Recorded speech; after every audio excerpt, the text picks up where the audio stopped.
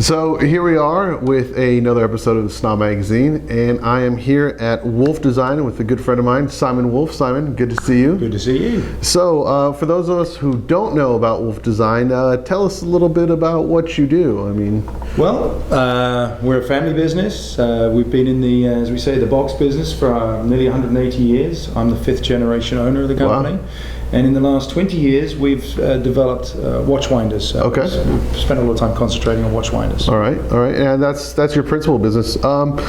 You know, there are a lot of watch winder companies out there, and what we like to focus on is really where the luxury comes from. Mm-hmm. And with Wolf Design, obviously here's an example, beautiful design, wonderful craftsmanship. Tell me a little bit more about that and the evolution of that. It starts with, for us, what is the use of the product? What is it that we're actually trying to achieve here? And with watch winders, it's creating a place to store beautiful timepieces so they're going to be kept safe and they're going to be wound to the optimum level. So it's then taking that idea and building the product around it. And I see behind us we have so many different watch winders. Tell me really what separates a Wolf winder from somebody else? We won't name names, but you know, there are other winders out there on the market. You know, the thing that we did years and years ago was we went to Switzerland and we talked to the Swiss watchmakers, and we said, how should our watch winder work? I identified a need because there were very expensive watch winders and very cheap ones. Mm-hmm. So you paid tens of thousands of dollars, or you got a very cheap one for under $100, and it failed very quickly. And what they said was, what everyone misses is that a watch really works on a sort of 24-hour cycle, just like we do. Yep. And the way that they built the watch and the mainspring inside is so that during 6 or 7 hours of the day there's activity, and that's when the watch gets wound up. Now, watches and what they do today is completely different to what they did years ago. People aren't as active, so you need a watch winder to keep your watch wound to the optimum level. So we saw that need, and so we built the programming around a 24-hour cycle. Interesting. And in the first 6 hours it's active, and in the subsequent 18 hours there's inactivity, so the mainspring unwinds, and that's sort of exercising the watch. Wow, that's fantastic. So how many different watch winders do you guys actually make? It's almost limitless. We make singles, very basic singles, like the Cub winder behind me. That's simple, and price point is only $150.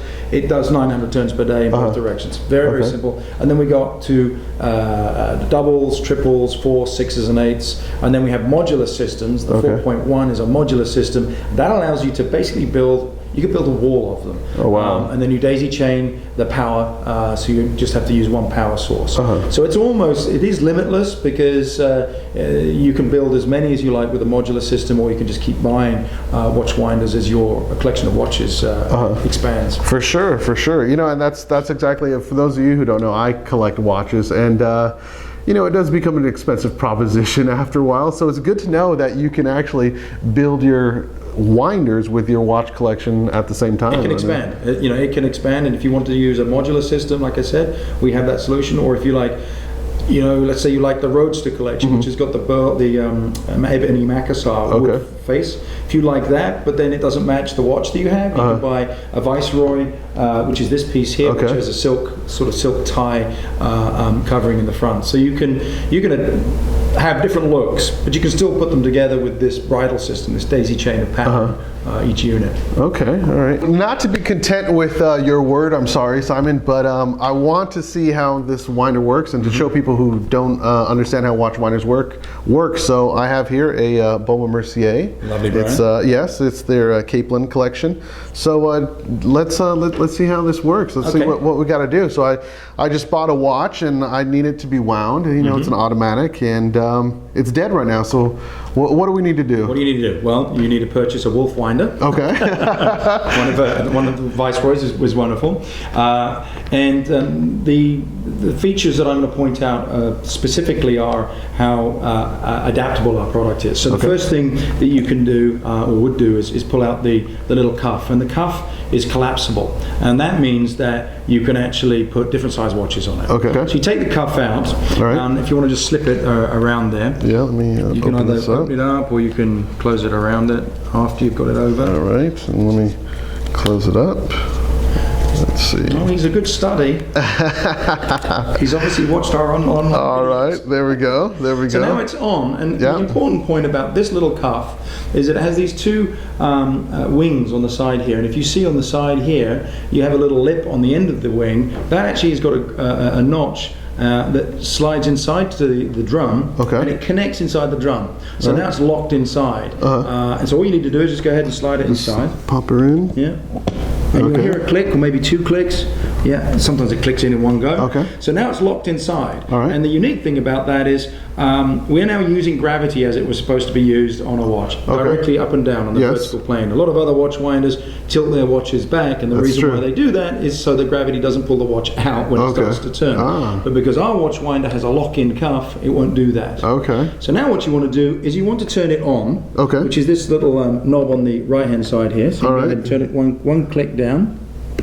Okay, so now it's on. And now you have the option of using these 2 buttons here to increase or decrease turns per day. Okay. And what you really should do is find out from the watch manufacturer how many turns per day your watch should be rotated. All right. Most ETA movements turn 900 turns per day bidirectional. Yep. So it starts after 10 seconds. Wow, I'm just going to turn it off and back on again. So what we would do now is we would select how many turns per day we want the watch to turn. Okay. We finish doing that. Once you've finished touching any of the metal, there's going to be a 10-second start delay. But before that happens, I just want to turn it off and back on again.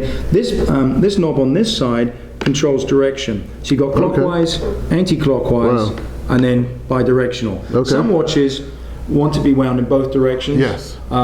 Some just clockwise. So we have that option. You can say to this little machine here, I want you to turn 900 turns per day anti-clockwise. And you can set it and it'll do that. But if you have an older vintage watch that needs maybe 1,000 or 1,200 turns per day, you can select 1,200 because this goes from actually 300 all the way to 1,200 turns per day in both directions. So if you set this to 1,200 bidirectional, for those maths whizzes out there, that'll be 2,400 turns. I was trying to do that math. I was like, 2 carry the 1.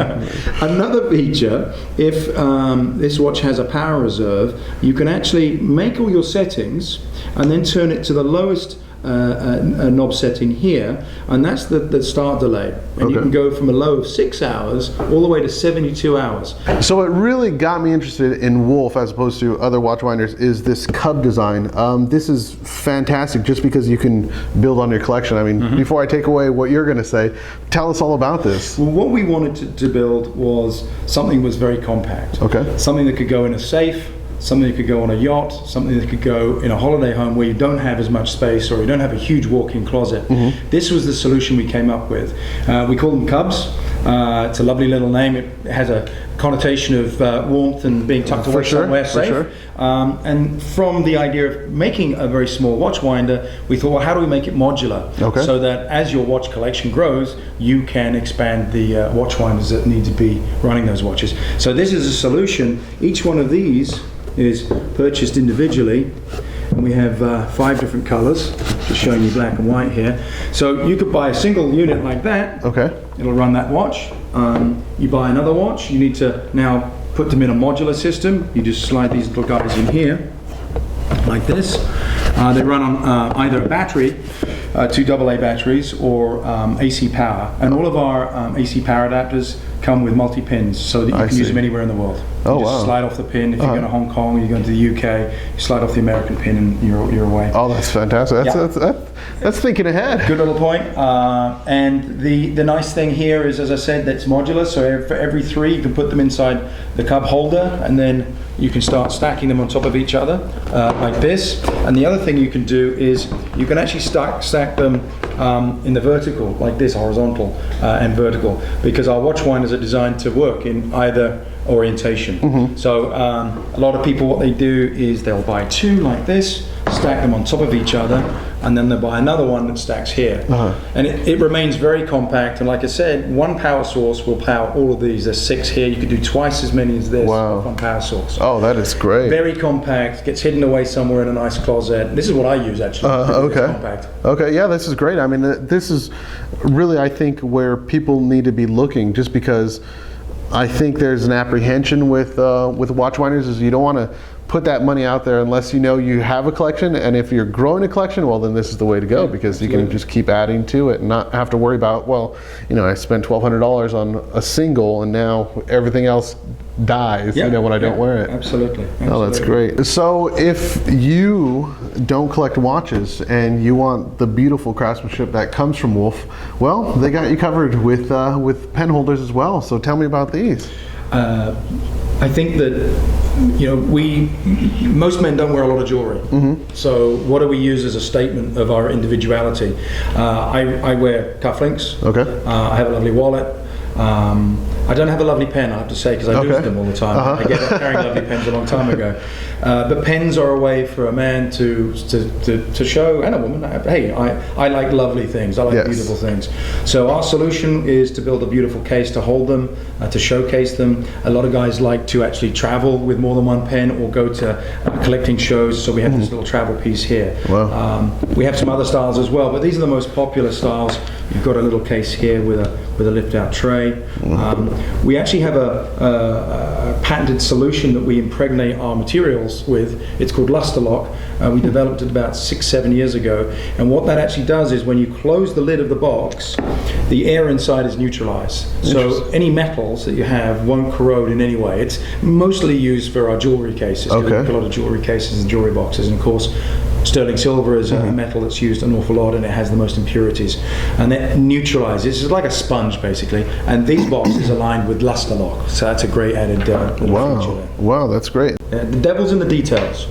For sure. The devil's in the details. I'm a detail person, and if a product comes to me, whether I've designed it or not, so we have a team here, if it's not perfect, then it's going back, and we go through sometimes 20-30 iterations till we get it just right. Wow. Well, Simon, you know, it's 5 generations. That's quite a long time, and I really wish you the best. And for our viewers here, Wolf and their winders are fabulous, and it's really something that we should look into. So Simon, pleasure. Thanks, Jeffrey. Pleasure. Thank you very much, and hopefully I can take one of these home. Yeah. Thank you very much. All right, cheers.